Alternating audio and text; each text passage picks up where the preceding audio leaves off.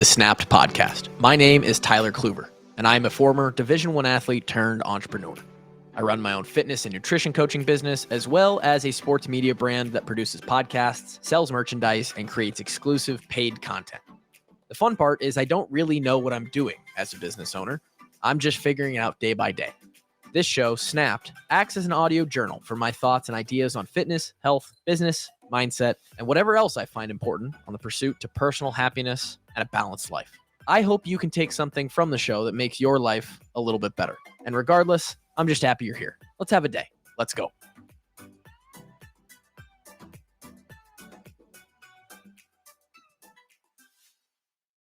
Another episode of the Snap Podcast. Welcome into the show.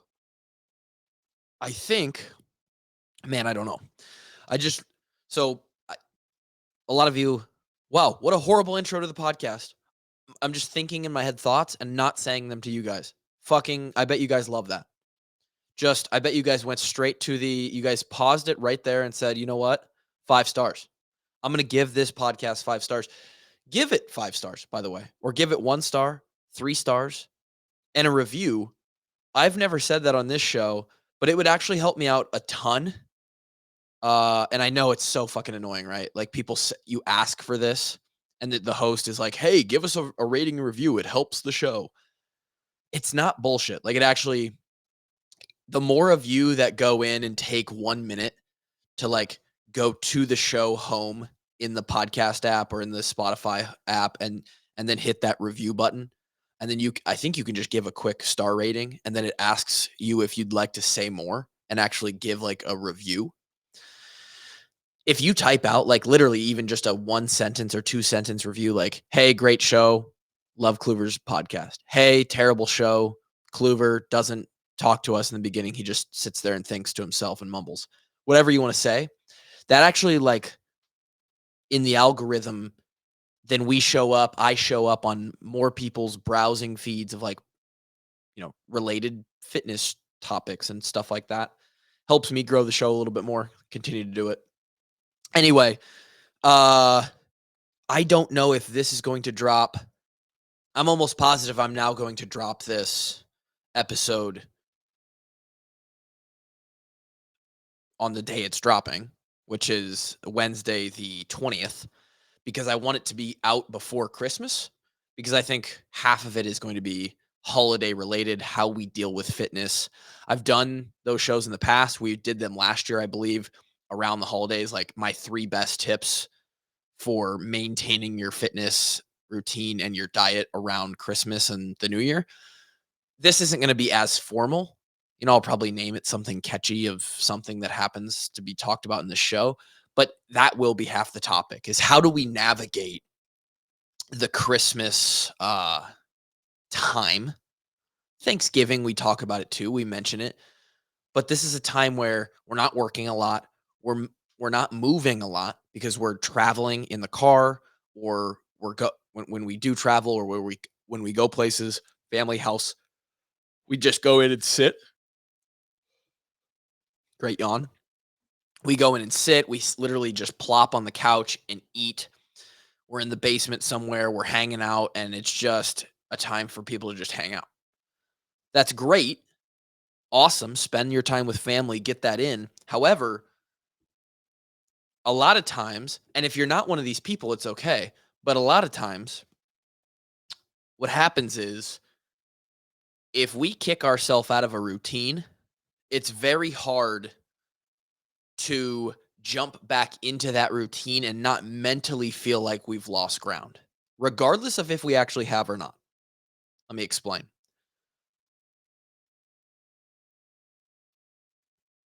Last week, Monday, so 8 days ago, I'm recording this on Tuesday. And in fact, today's podcast and next week's podcast were both recorded yesterday and today, trying to get it out of the way so we don't have to do a bunch of work during Christmas week. Last week, I tried to get back into lifting. You guys know I'm hurt. I'm broken like a fucking car accident victim. And we're just trying anything we can to get back into actually touching weights. I did that on Monday. and I was hopeful. In fact, the workout felt pretty good. I did some snatches, did some clean and jerks, light.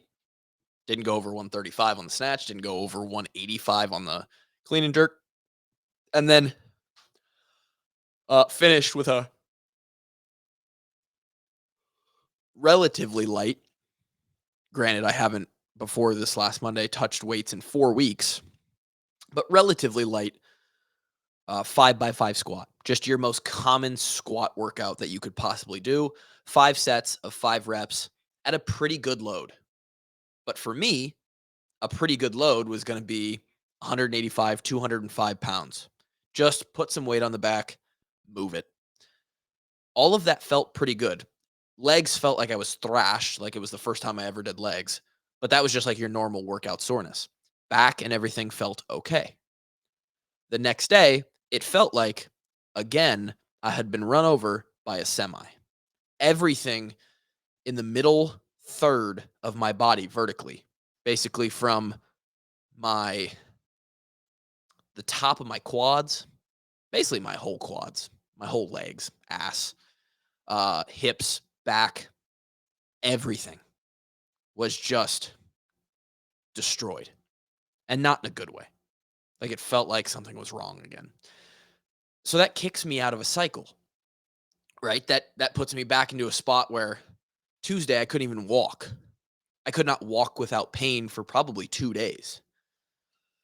Yes, I know. You're sitting there thinking, why the fuck do you just not figure this out? I'm trying. Nothing works. Don't know what's wrong. When that happens, you want so badly to be back in the rhythm. When we're in a rhythm as humans, when we're in a routine, the more and more established that routine is, the harder it is for us to mentally break it. We feel more accountable to the sustained success that we've had in completing that routine, whether it be a day by day routine or a week by week routine or a month by month, whatever it is. We don't want to break that streak. It's almost like we gamify it in our mind. But once it's broken, regardless of why we broke, and sometimes we need to break. Christmas, holidays are some of those times, right? You should take breaks during the holidays. We should be able to allow ourselves to, hey, miss a day where you normally have a workout.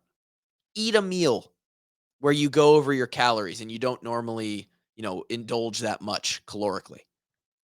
But we need to be able to do that, not only physically, but mentally more so. It's called living life. The issue is that when we're in this health fitness mindset, grind, grind, grind, you know, little things, day by day, brick by brick, and then we get one of those periods of time, it can really psychologically screw with us that, oh shit, I've lost my progress. I lost my streak. So now I have to start all over. That's what it feels like.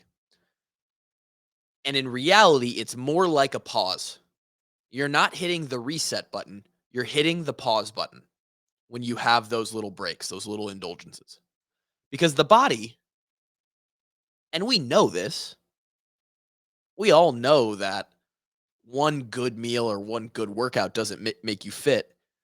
And it's the same way going the other direction. One bad meal or one missed workout doesn't immediately take you back to square one, but it feels like it in our head. It feels like we lost the game, like we're restarting the level. And that really kills motivation. It really, really kills the drive and feeling of I've checked the box every single day. When in reality, those breaks, those little indulgences, those days off should be planned.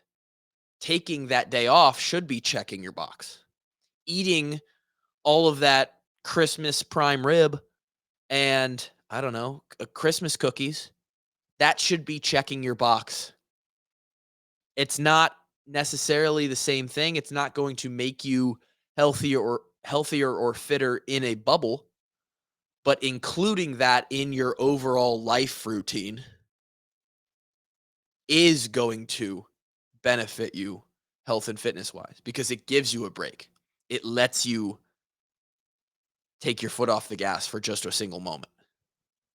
And that is healthy for us instead of just being a 365 robot where every single day, no matter what, no matter where you're going, no matter what happens, you just never miss anything because we can't live like that.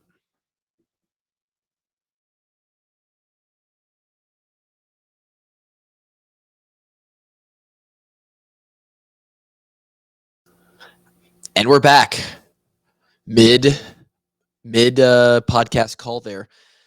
I don't even know if I'll take the time to edit that out in the YouTube because no one watches the YouTubes. You won't recognize it in the audio version because I'll just cut out the silences. But anyway, no idea where I was there. Essentially, we want to find a way to try and keep that momentum, feel like you're still checking the box while you're doing the indulgence. Find a way to do both, essentially. My favorite way to do this is pick a very quick, very simple, no equipment needed workout to do on the days where you're kind of out of your routine, right? So, for example, Saturday, Friday, my wife will be home. She gets all of Christmas week off, but she also gets the Friday of this week and the Monday of the following week. So she gets like a full, I don't know, 10, 11 days off. Saturday the 23rd is when our Christmas festivities will begin. Normally, and I'm kind of already out of my own routine, but let's say I wasn't injured like a bitch and I was planning on normally working out for 2 to 3 hours on Saturday like I normally would. I wouldn't be able to do that this Saturday. What I would be able to do, even though we're going to go back to her parents' house and go see family and start our Christmas festivities for the weekend, is I would do a light workout relative to what my normal training looks like, enough to really sweat, really get the heart rate up, or maybe go really heavy, something that's volume wise a lot lower, but still hits the intensity. I will feel like I checked that box still. When I go to eat that Christmas meal on Saturday night, I'll still feel good mentally about I earned this, right? I burned calories today. I'm still in my routine. Um, Sunday, we'll wake up and there won't be really the only way I'd be able to work out. And I've done it in the past where I've done, some little Tabata sets or some little, 10, 15-minute AMRAPs of body weight movements in the guest bedroom at our folks' place. Or if you've got the clothing to do it, go for a walk or go for a jog. Pretty simple, 20 to 30 minutes. Doesn't need to be super long. Something to check the box physically that makes you feel like you're not getting out of your routine, even though it's not what you'd normally be doing. Any day where you're out of your own little normal routine, just hit one of those. My favorite one, it's the easiest fucking one there is. Pick a number of minutes, right? Whatever you choose is going to be how long your workout takes. Do it 10, do it 15, do it 20, 30. I don't care. And choose push-ups, burpees, and squats. You don't need a dumbbell, a barbell, a machine. You don't need a single thing for that workout. You don't even need shoes or legitimately gym clothes, really. You could do it in the bedroom next to the bed when you wake up. And you do an EMOM of whatever you're capable, whatever's going to challenge you for each minute on the minute. And if you're using those 3 minutes, it's going to be like a 12-minute EMOM or a 15 or 18, 21, whatever. And so for me, I would pick probably 15 to 20 push-ups on the push-up minute. I would do probably 15 burpees on the burpee minute, and I'd probably do 20 air squats on the air squat minute.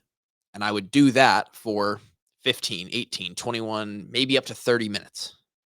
And I would just accumulate a crap load of reps for those 3 movements.